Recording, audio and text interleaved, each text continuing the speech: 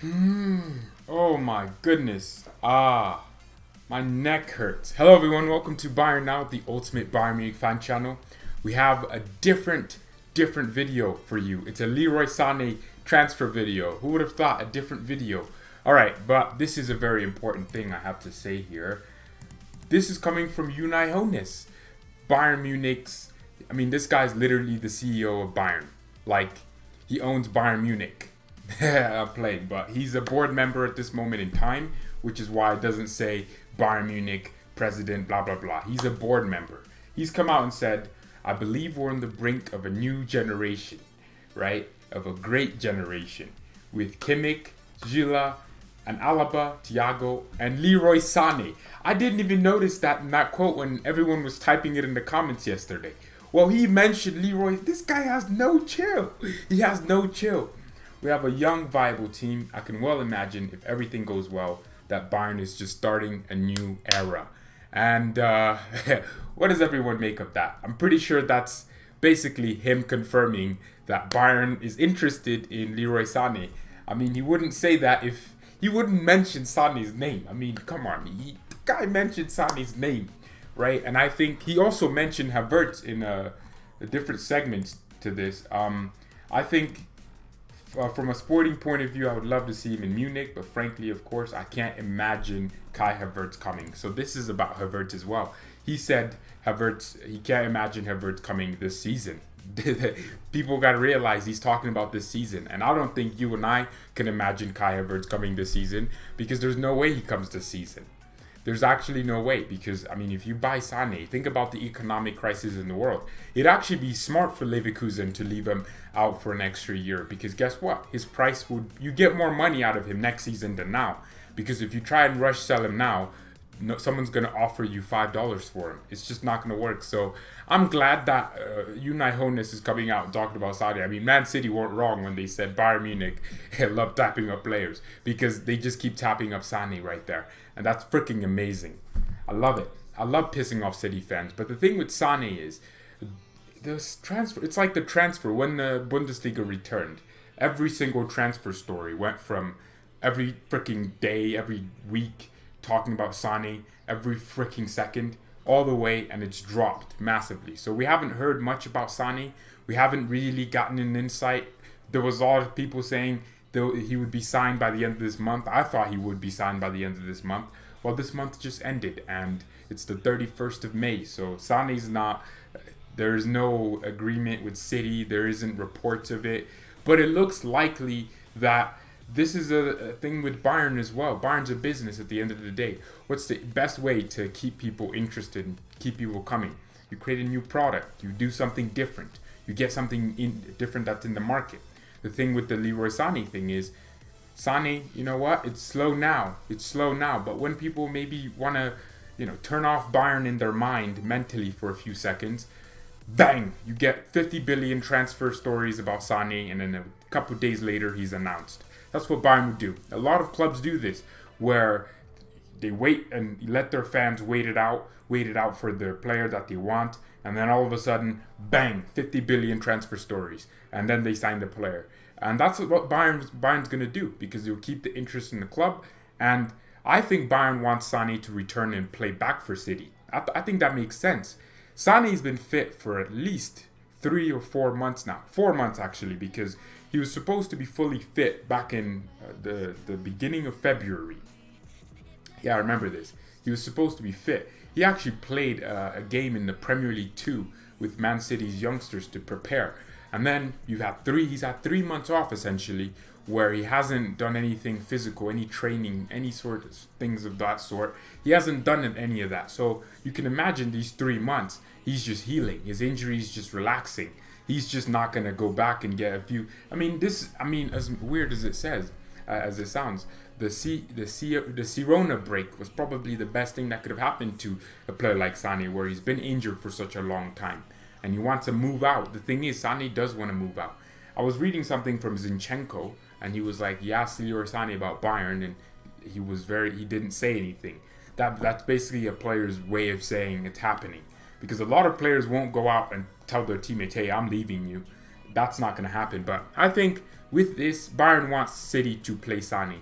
Bayern would love to bring Sane when they know that, oh, he played a game for City. And I don't think Pep Guardiola is the type of manager to tell a player they're world class and never play them.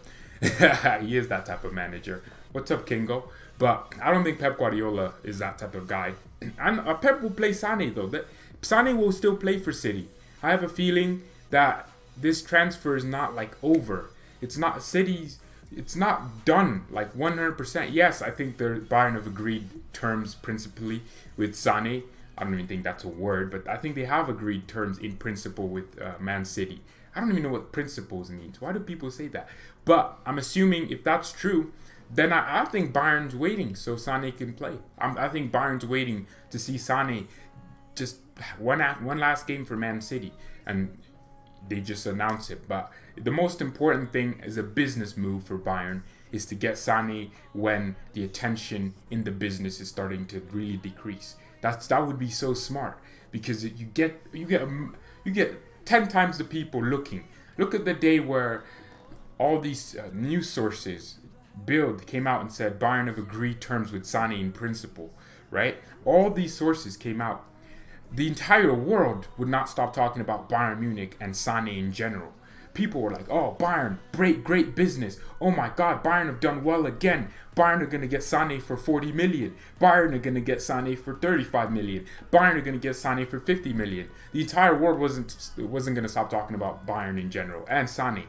So I think Bayern's going to use that to their advantage and go, hey, we know people care about this Sane guy. Let's just delay the transfer as much as we can. And then on the day where everyone is starting to kind of decrease their attention on the Sane thing, there's all of a sudden a little leak about negotiations with City, and then Sane signed a few weeks later or the next week. I think that's what Bayern's going to do. I was thinking about it and I was like, we're still in for Sergino Dest, but we haven't heard much of it. I think Bayern's doing business. Bayern's going to do business. Because if Bayern don't do business, I mean, if Unai Hoeneß is coming out and publicly talking about Sane with his own words and his own mouth, he even talked about Havertz. He's still part of the board, by the way. He still has a little bit of an influence. He doesn't have any veto power. He can't just say no or yes to anything. He can't decide on anything, really. He can just have an input, and he would still have a lot of weight.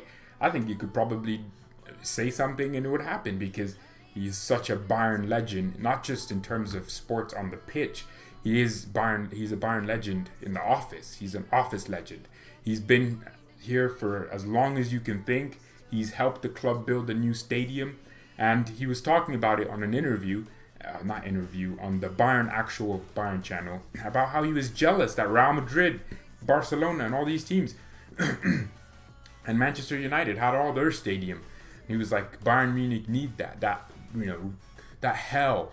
I mean, unfortunately, the only thing people seem to think about when they think about our stadium is that we lose. Dortmund wins again when the pressure's off. United fans screaming for Sancho. Can't wait for this signing. If we don't crush my...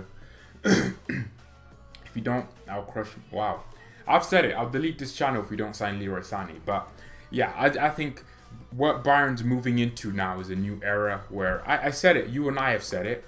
Where it's that era of we won the treble in 2013. That's gone now. That thing is gone. That treble was 7 years ago. We're never going to have the same players. Robin and Ribery were the last fossils to leave. Müller and Neuer are still here because they're... for a goalkeeper, Neuer's not that old. And for Müller, he's only 30, right? He was always young in that treble season, where the rest of the guys were... Some of them were into their actual prime years. So you think about it, I think the fact that's past, that's gone. The treble, everything's gone. The Champions League final in 2010, 2012, and 2013, that's gone. Let's leave that in the past. I think that's what a new era does. Bayern, every club actually has this, where they have a rebuild, where you get rid of Cristiano Ronaldo. Real Madrid was like, okay, you're 32 years old. We know that you're still good, but we need to move on. And they were just like, yeah, let's get rid of you. Casillas, well, I think he got into his age a little bit. And Real Madrid were like, you know what? You've gotten into your age. We're going to let you go. And I think that's the same thing that Bayern has done. I mean, it always takes us too late. Robin and Ribery should have left 2 years earlier, even though I love them as much as I do. They should have left 2 years before 2019, which they left. They should have been gone. But it wasn't the case because we love just keeping players for too long. Bastian Schweinsteiger was sold. He didn't leave on his own accord, but he was sold to Manchester United. And then, he still got his legend status. It's not like you leave early or you leave a little bit earlier than normal players. And Philipp Lahm left when he was 33 years old. That you still keep your legendary status. You don't have to be here until you're 35, 36. So you players have to realize that they can leave their club. They can leave the club a little bit earlier on. So, with this new era thing that he's talking about, that era means players that are now in their 20s, 25, around that range. An era lasts for... Neuer's finished. He's not finished. An era lasts for a good 10 years. That's what it is. A whole decade. That's an era. And in the next few years, I've said it, the team that dominates European football in this year especially with a pandemic, it's going to be harder to win anything, especially when the Champions League is only one format. You always trust Bayern to come back because it's 2 legs. We can always have a chance. You always trust any team to do that. But it's only 1 leg. It's going to be harder. It's going to be much more intense. The games are going to be... So you can look at it like this. The team that wins the Champions League, as hard as it is now, it is harder because players play better without fans. That's a fact. Why do you think so many players are said to be performing in training but not on the pitch? So many players actually perform in training but not on the pitch. A lot of coaches are like, this guy's performing well in training, and then you're looking at them on the pitch and it's like, what are they doing on the pitch? So these players perform better without fans. The games are if you look at how Bayern played, the way we're playing right now, the way we scored those goals against Düsseldorf, the Dortmund against the Kimmich goal, that you don't score that goal out of nowhere. You can't score that goal when there's 80,000 Dortmund fans in the stadium. It's very difficult. So for me, what I'm looking at this is the new era is coming.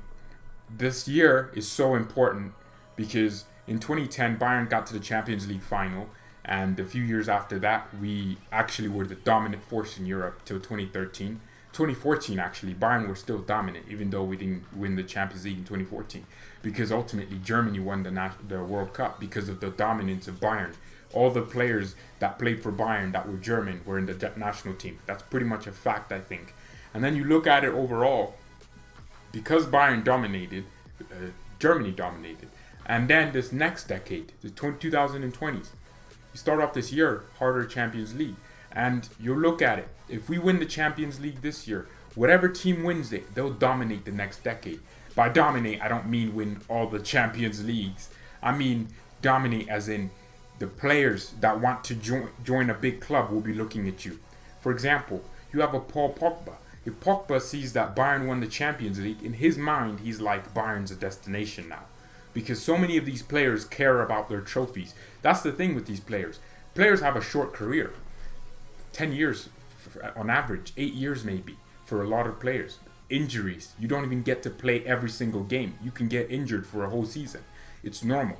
So these players are going to be thinking in the back of their mind, hey, I want to move where I want my career will be furthered the most. I want to move to a club where I can win trophies and play with all the world-class players.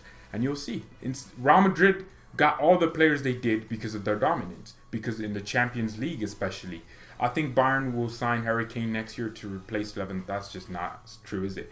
But I think that's what will happen. Players will want to be like, hey, damn, I want to move to Bayern.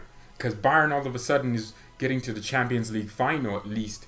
We'll get to the Champions League final this decade. That's a fact. I think if we win it this year, which there's a high chance we do based on the way we've been playing and based off the opposition around us. If we win it this year, what's stopping us from doing it next year or the year after that? But I'm not saying we will next year. I'm saying in 2022, where it's in the Allianz Arena, that's an even bigger thing. You look at the team we have now, Alphonso Davies. This is the new era of Bayern. If you bring in Leroy Sane, he's 24 years old. He's only going to cost you 50 or so million, around that price. Man City, a big rival, would be weakened further. And that Sane guy is going to just complete that rebuild. And then you get Havertz. Havertz isn't really like needed right now. Sane is. We don't have any wingers. Even Gnabry's looking a little bit off the pace. But if we had a Leroy Sane, if we had 4 players try to compete for the same spot, that would probably make the thing a lot more fun. Simeone will pull a masterclass. Well, look, the thing is, we don't play like Pep's Bayern now. We don't. We are a lot more aggressive and intense and physical. Our dominance isn't because we pass the ball around. We move the ball very efficiently. We're ruthless in front of goal as well. Bayern has scored, is it 80? Bayern have scored 80 goals. Is it 80 or 85? 80 goals in 25 matches in the Bundesliga since Hansi Flick took over, right? Can anyone tell me that? No. No, it's just in general, I think. And what happened at the time? Look, that's what I'm saying. The ultimate redemption will be when we win the Champions League final in our own stadium where we lost to Chelsea 10 years ago. That's the ultimate redemption. If we win it this year, we'd redeem ourselves for Inter Milan versus Jose Mourinho, push back freaking defense like Sadio Mane's hairline type defending. We will redeem ourselves from 2010, and in 10 years later, imagine you win and you just read that's ultimate redemption, and then you win in 2023 just for jokes at that point. And also, I think the Euros in 2022 will be held in Germany. Yeah, I know Bayern. Oh no, actually, I don't know about that. 86 goals in 29 matches. Thank you. It's under Hansi Flick, or this season in the this season in the Bundesliga. That's the record. Even though Niko Kovac was managing a part of it. Okay, that makes sense. So 86 goals. We are ruthless in front of goal. We get the job done, right? What the thing with Bayern I always hated was I felt like our players felt like, oh yeah, we can create 5 billion chances, so we don't need to take this chance. That's what happened against Atletico. You get a chance, and the player's like, oh, I'll get another one, and in their back of their head, they're already thinking that, and they missed that chance, and ultimately lose the game. And then my thing is, this Bayern Munich is different. It's like ruthless every second. We take all our opportunities. Dortmund, Kimmich out of nowhere decides to score a worldie because in the tactical preview and briefing for the match, Hansi Flick said, or any of the coaching staff said, Roman Bürki plays off his line a little bit. So, I mean, Muller said it. Muller said that's what they said. Kimmich said that's what they said in the briefing. The players are getting a lot better tactical briefings. I think you will see. Bayern is going to be a different thing. Your league doesn't prepare you for the CL enough. It's too easy. How is the league too easy? That's the dumbest statement I've ever heard. Bayern have lost more games in the Bundesliga this season under Hansi Flick than Liverpool have. When Liverpool, the Premier League was competitive last season. This season it isn't. Ironically, Liverpool leave. I get it. Sometimes the Bundesliga, you would say, isn't competitive. And that's why Bayern don't perform to the level of in the Champions League. But it is competitive this season. We've had the toughest games this season. The Bundesliga has been the most competitive league and also the most entertaining this season. And the quality in the league is higher than any other league. You have to admit the Bundesliga this season is the best league in the world. Last season, the Premier League did it. And Liverpool left because the level of Liverpool, if you think about it, they just, every single week, they just grinded results. And then they went against Atletico Madrid, who weren't just going to bend over and let them do it. And then they got slapped up. I agree, competition in the league makes sense. The reason why Bayern Munich didn't dominate when Pep was here is because Pep came in and decided, you know what? I want Mario Götze instead of genuinely just not wanting Mario Götze. And you're right. Bayern did buy Mats Hummels, Dortmund's best defender. Bayern did sign Lewandowski, even though I love Lewandowski. And he left on his own accord because Dortmund didn't renew his contract in time. But Bayern did sign Lewandowski, right? And you can say that definitely weakened them. It did. And that's why the league was weaker for the last few years. But this season, the Bundesliga is the most competitive league. You have Leipzig, who are still in the Champions League. You have Leverkusen, who have gotten past Celtic. You have Wolfsburg, who I think are only 1-0 down to Shakhtar Donetsk. They still have to go away to Shakhtar Donetsk. They could get away goals if they needed. I think the Bundesliga is the most competitive this year, and I think that's why the performances and also the completeness. We've dominated a lot of Premier League teams this season, 2 approximately. We've always dominated most British teams. We've always done it. And I think that because the league is so competitive, and it will be so, think about it. Hertha Berlin just spent 93 million. I think they were the most highly spent. They spent the most money out of any team in Europe in the transfer window in January. So that's telling me the ambition, and I think they're going to be a contender. Everyone in Europe, Spurs and all these teams wanted Piatek. He goes to Hertha Berlin. Xhaka almost went to Hertha Berlin. That's what's going to happen. I think the league definitely is the most competitive this year, and that's why Bayern's going to win the Champions League. Now, we think about the next few years. If Leipzig retain Julian Nagelsmann and have the ambition to do it, and I think Leipzig do want to. The way Leipzig came out and just were like, you know what, we're not letting Upamecano leave for a lower release clause. We're not going to let him run down his contract. I think you understand.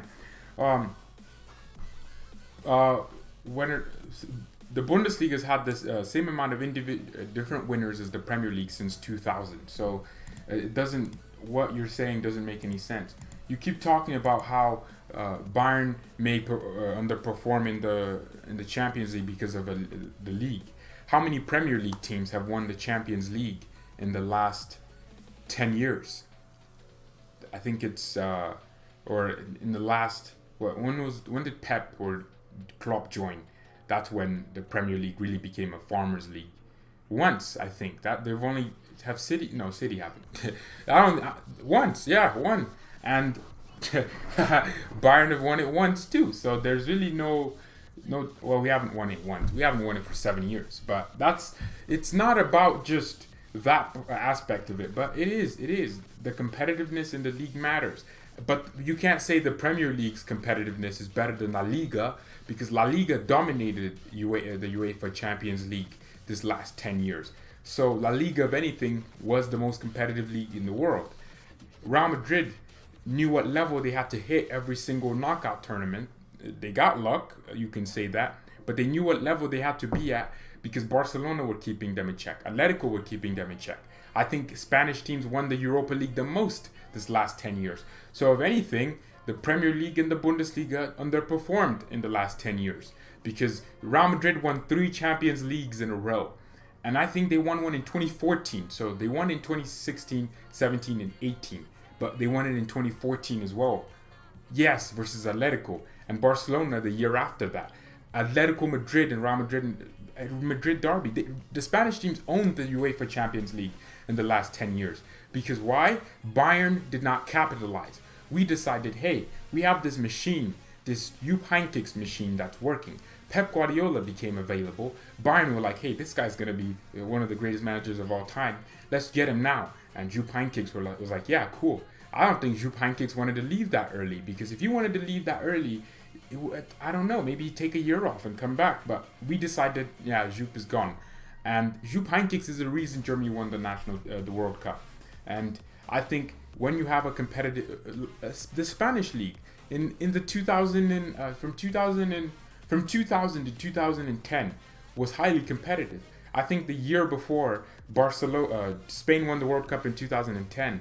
I think 2009 Barcelona won the Champions League, and I think they were where was Real Madrid? I don't remember, but that propelled them to a World Cup win. So I'll see it. If Bayern dominate in the next few years, I can definitely see Germany as a country winning the Champions League. I genuinely see it like that. And why is the German title race always over by January or February? No team have ever pushed Bayern close. Well, look, if Bayern were in the Premier League, we would be slapping up Man City. We would be equaling on points with Liverpool. And it would probably come down to goal differential. Because Bayern have the most quality. We are one of the most quality teams in the world. If you look from 1 to 11, we have some of the best players in the world in their positions. So if you expect Bayern to lose their league, and Bayern's a business, you're going to want to win. What we do so well is we find players like Gnabry, who no one really wants, for 8 million, get him, and we give him a chance. We find players like Kimmich, who wasn't really given a chance from that, and we saw something in him, the recruitment. Davies, the same thing, and we mold these players into world-class players. And then along the way, we'll sign your Benjamin Pavads for 35 million. Your Lucas Hernandez is for 70 million. We are good at business. We're a good business club, which always generates success. So you can't complain about Bayern Bayern doing what any business should, and that's stay on top forever. We are good at it. We're good at staying on top, except we don't do it with dirty oil money.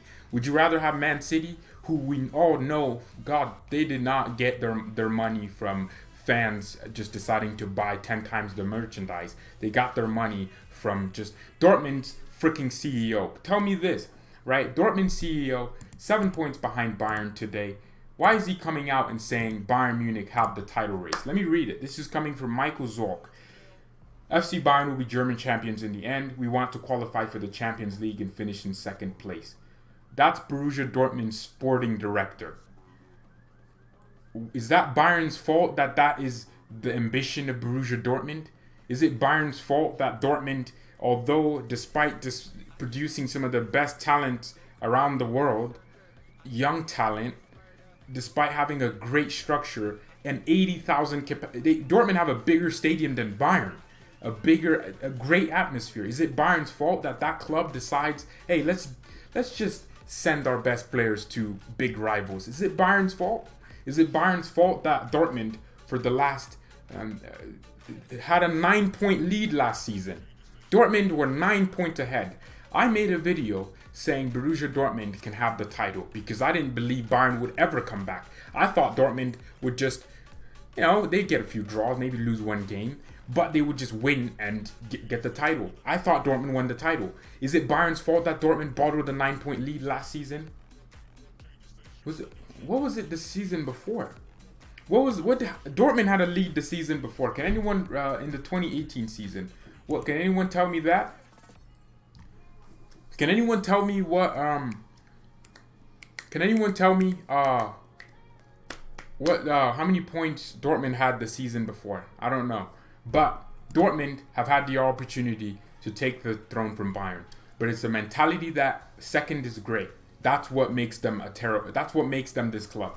It's the mentality that, let's get the Champions League. Why not want to win the Champions League? Why not say we want to win the Champions League at the beginning? Why not say we have the ambition to win the league? I bet you Bayern Munich's squad, there's this thing on Football Manager where you talk with your squad about what you're looking for this season. I bet you Lucien Favre isn't being asked, hey, you have to win the league this season. If Bayern Munich had a coach that was 9 points clear and didn't win the league, oh God, you're getting sacked the day you were 2 points behind. Niko Kovac had us winning the league. We would probably I think we would maybe won the league if things kept going. But the thing is, Niko Kovac didn't have the performances to match the results at times. And we were like, yeah, you're out. We sacked them. And I think that ambition alone tells which one's a big club. And you can't blame Bayern for Dortmund being like I always say, Dortmund is the attractive guy that goes for the ugliest girl because they don't have the confidence in themselves to go for something better. Dortmund is that guy. A really good looking guy, no homo, right? If you saw that guy, you'd be like, oh yeah, that's a good looking guy. You wouldn't say it because you're gay. You would say it because it's the truth. The guy's a good looking guy. But that guy, right, despite having everything necessary, he does not have the confidence to go and say, I want to win the title this season. If Dortmund every season say we want to win the title and nothing else would satisfy us, they would stop selling their best players. They would start getting good managers in.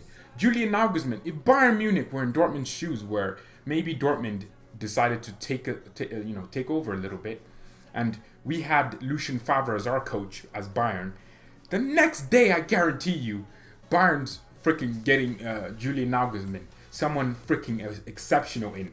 We're getting a new coach. We're spending more money than we've ever spent. We spent 70 million and 35 million, which is like 100 plus million. I think we spent like 100 million on Lucas Hernandez and Pavard combined. If we spent that money just because even though we won the league, we still had the ambition to get some players in. We still wanted to improve more. We're getting Leroy Sane, one of the best winger talent in the world, because we want to improve. While Dortmund is going to sell Sancho for 120 million and replace him with some 16-year-old from America who might be good in the next 3 years. And then they'll sell that one too.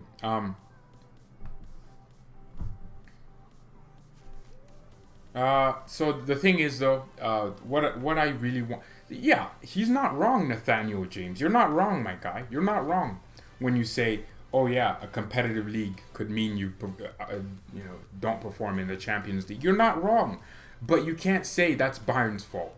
You can't. Bayern have the quality to rival any team.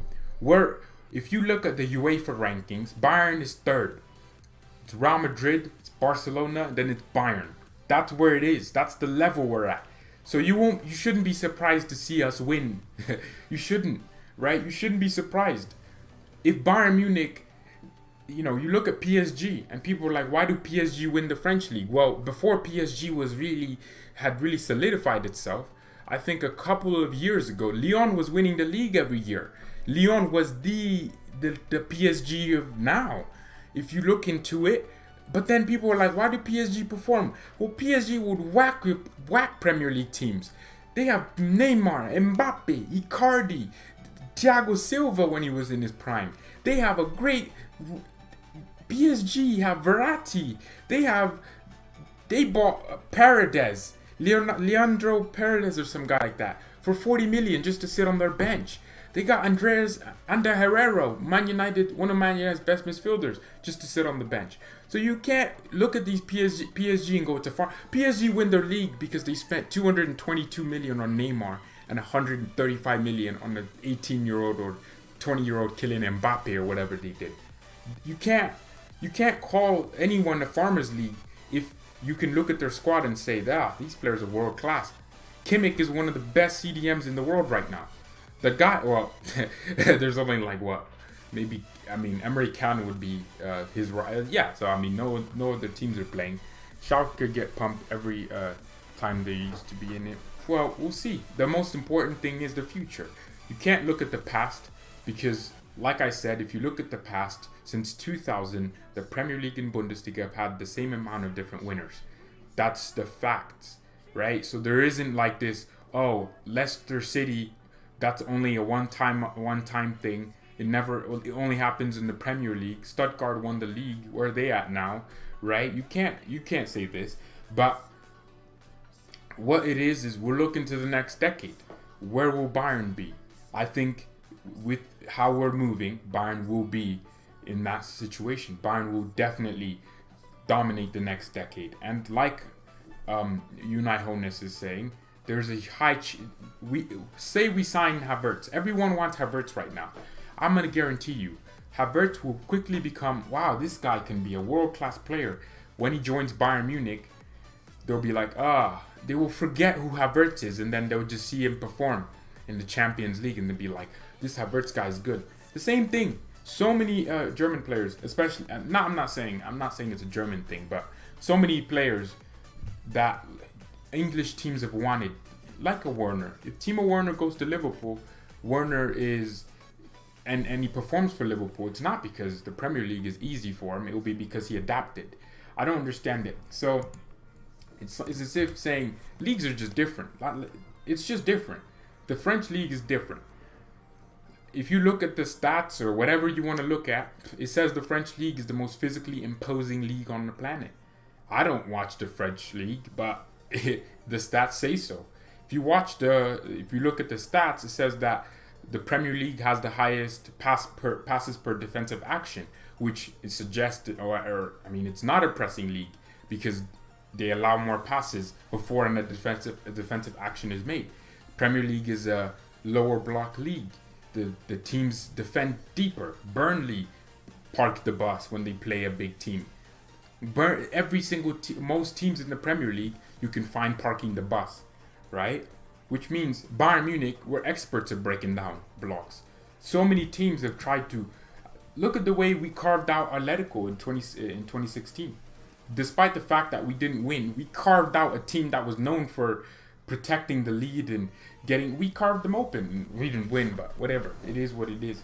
But for me, You can't just look at this. Oh, point blank, Bayern have won the league. This will be their 8th time, right? That's it. No, you can't just look at that. You have to look at the context behind it. Why didn't Dortmund win when they were 9 points clear? I don't think anyone told me. Were they 10 points clear, Dortmund?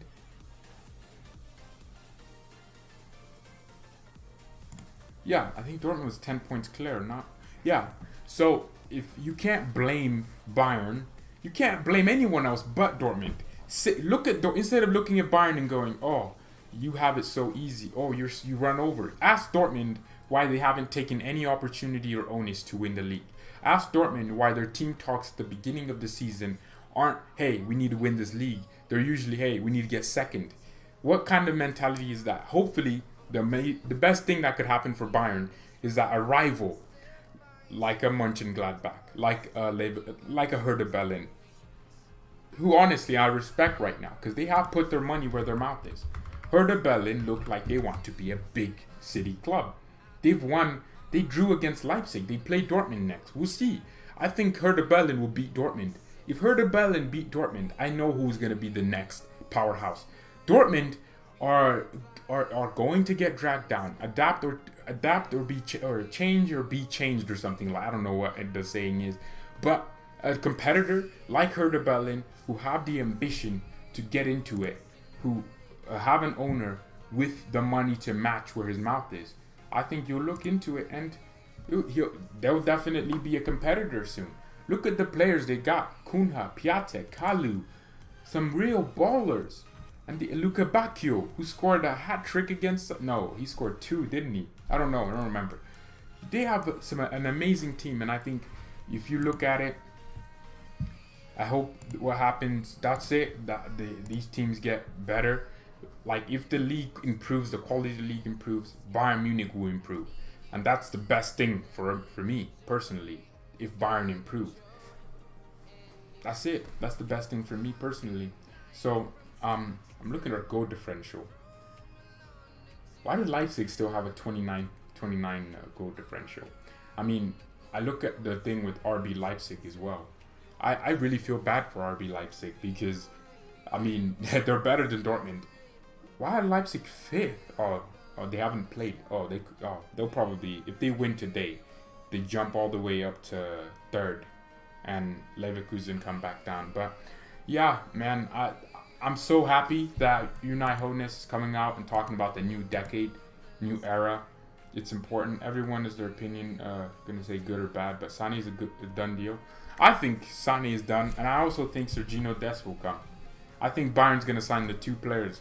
Because we do. At the end of the day, it's not about, we don't have, we're trying to, we need Sane. We need Sergio Dest. We need these players. Because say Gnabry gets injured. Who are we going to play? Perisic and Coman?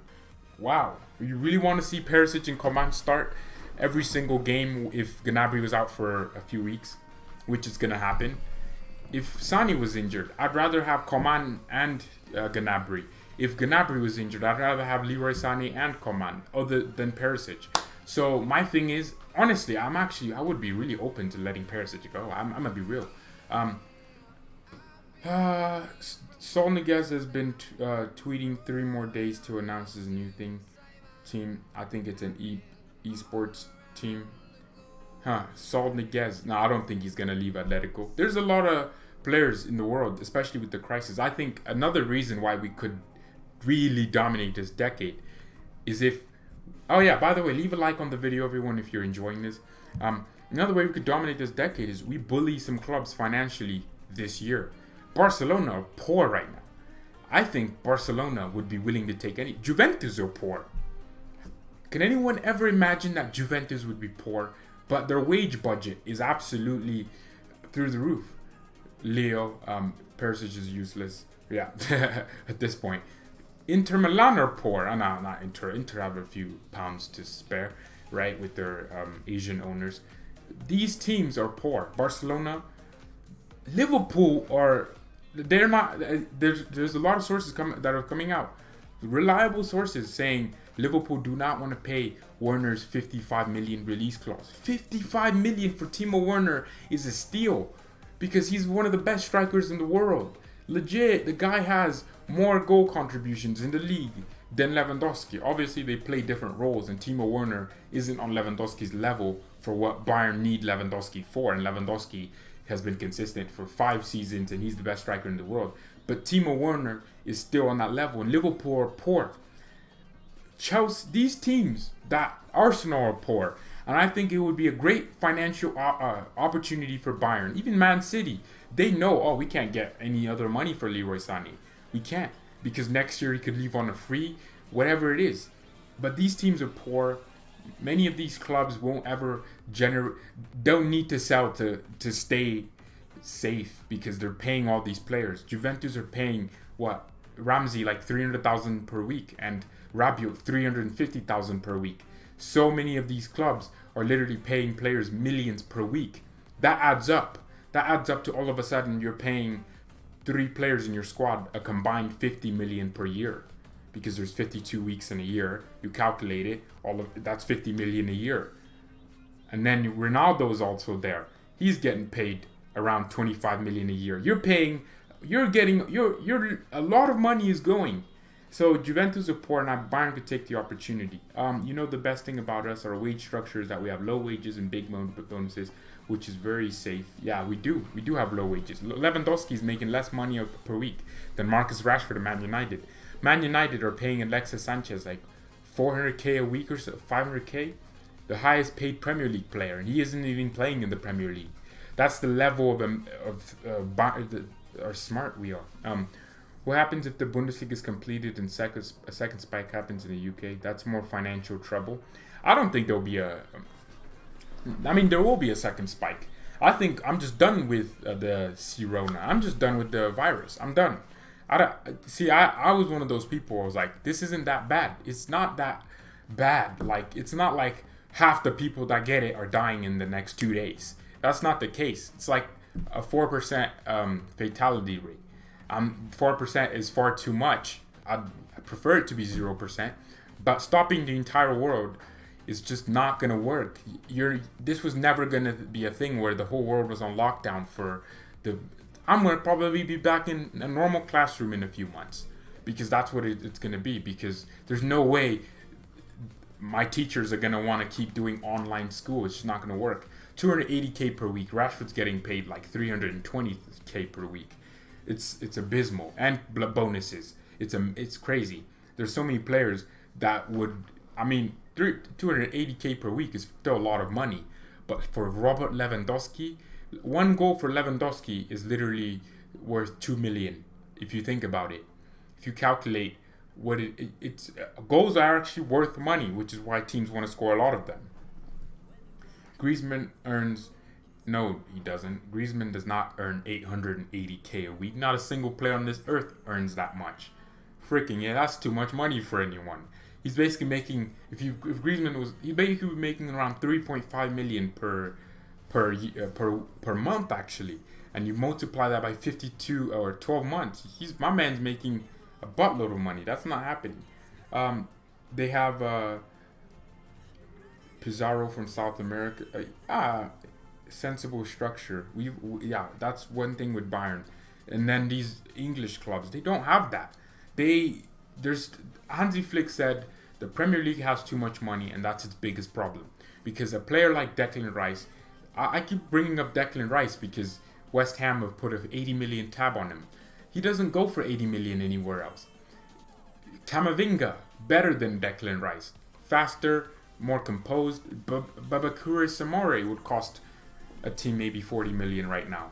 But Declan Rice is going to cost 80 million. The Premier League has too much money, that's the problem. Messi earns... Azo's on 350k apparently. Exactly. These players are on too much money, man. And I think that's the huge problem with just football now. It's not wage. I think you can't... This wage cap stuff, that's just poor people's excuse to try and get rich people to make less money, right? If someone's worked hard in their life, they're actually good at something, they should make all the money they want, or their talent allows them to. right? And I don't see it. Who you see succeeding Robert Lewandowski? I actually think that's funny. Um, I think I was thinking about this. Leo wants a son. It's obvious. The guy's having a baby every year, so maybe his son will succeed him in 20 years. So, so maybe that's the case. I'm a terrible person. Maybe Lewandowski's son will succeed him. But what I do see though with Lewandowski, I think he would definitely. Leo wants a son. It's pretty dang obvious, man. All right. Hansi Flick is right. I mean, yeah, Flick is pretty amazing. 2 through balls. Okay. Hansi Flick is pretty amazing. And that's the thing. I think Hansi Flick wants a lot of these players that we're linked to. We weren't, like I keep saying, we weren't linked to Upamecano and Sergino Dest like that under Niko Kovac. Hansi Flick all of a sudden gets the job a couple months later. In January, no one even associated Bayern with Upamecano. And then all of a sudden, bang, every single day, it's like Upamecano. And I think Hansi Flick wants these types of players. I think Flick has a system in his head. And the way we play, I don't see how the players we're linked to wouldn't fit. I don't see how a Dest wouldn't fit. I think Hansi Flick does want these players. And I don't see how the high line we play a very high line, remember, people. Upamecano has the most ball recoveries in the league this season, I think. As a center back. And he's a excellent ball progressor in between the lines. I'm thinking about it. Hansi Flick wants these players.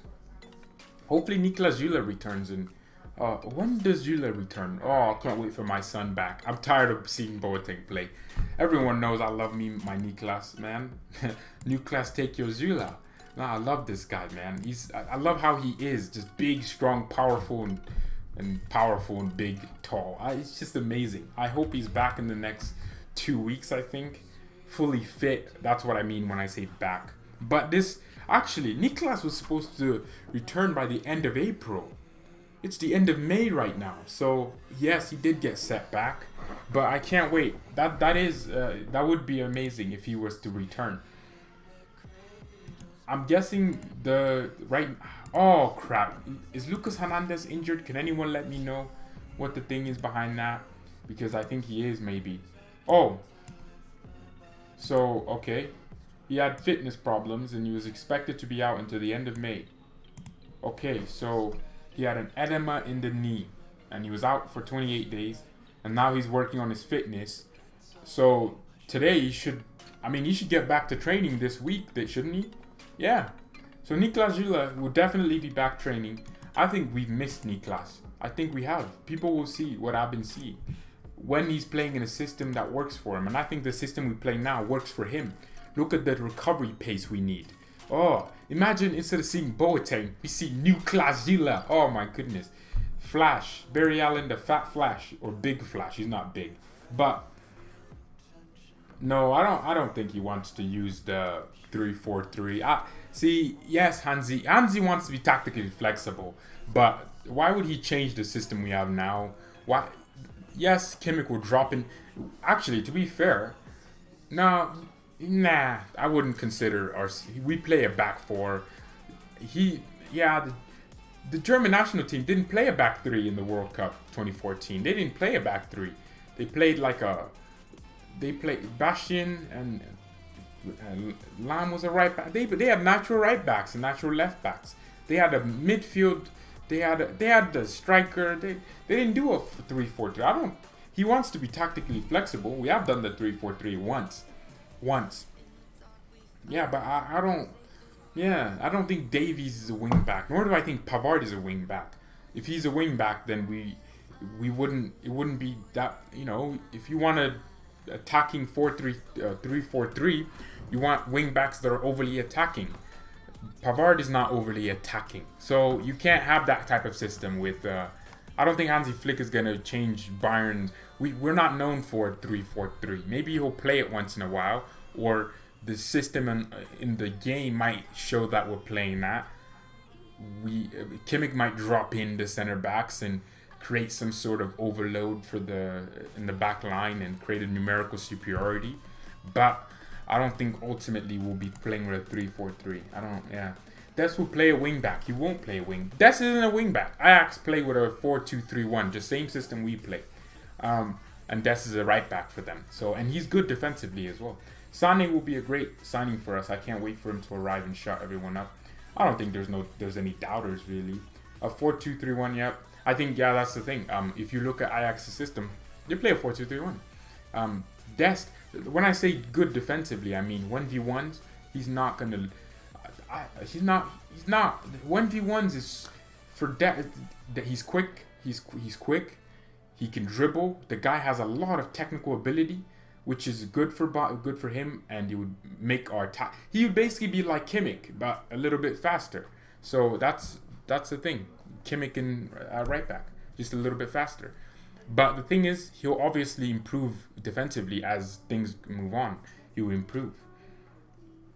The formation will always be a 4-3-3 from baseline. It can evolve into many ways offensively. Yeah, I mean, the way we attack, you might think we have 6 strikers at times, right? Because Davies, or 5 strikers, or 2 wingers tuck inside, really inside, right, almost right next to Lewandowski.